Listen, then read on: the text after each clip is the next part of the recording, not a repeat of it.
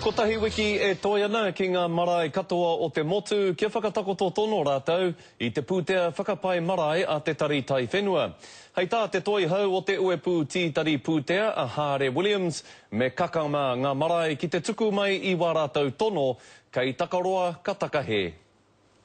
He pūtea tata ki te 7 miriona tāra i nā kotahi noa tōna pūtake. Te tohatoha moni, huri noa i te motu, ki tēnā, kia whai wāhi ai rātou ki te whakahau, ki te whakapaipai rānei i o rātou marae.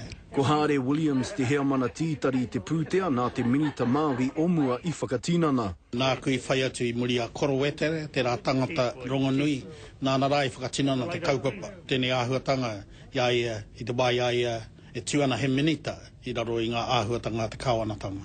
Ko te marae o te mā hure i Tāmaki Makaurau tētihi i Waimarie ki tēnei pūtea. We had quite a considerable amount of pūtea that we had raised ourselves, so we're at the stage where we're able to go to Marae Heritage Fund. Ki te hoki whakamuri he whātekau tau, ko papa tuanuku noiho te tuāpapa o tēnei wharenui. Engari, i nāia nei nā te pūtea tautoko nei, he whare whakaruru hau i a Ngāpuhi me te iwi whānui o Tāmaki Makaurau. No marae wants to have a half-finished marae or even three-quarters finished. I nā tō rātou Waimarie ki te Marae Heritage Fund, hei āwhina i a rātou. Engari, tērā no ngā mā nuka Christine kia totoki te whakamahi i tēnei pūtea. They need to have somebody on the ground that actually comes around to the maraes and actually checks physically the mahi that's been done. A tēnā tirohia ki tēnei pai tukutuku mo e te hiatu whakamāramatanga.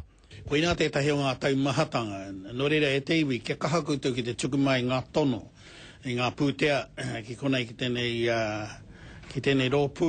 He kotahi wiki kei te toi i mua i te kati o ngā tono mo tēnei rauna, i nā hei te maramo haki hea ka tūwhera anō, Roihana Nuri, Te Karere.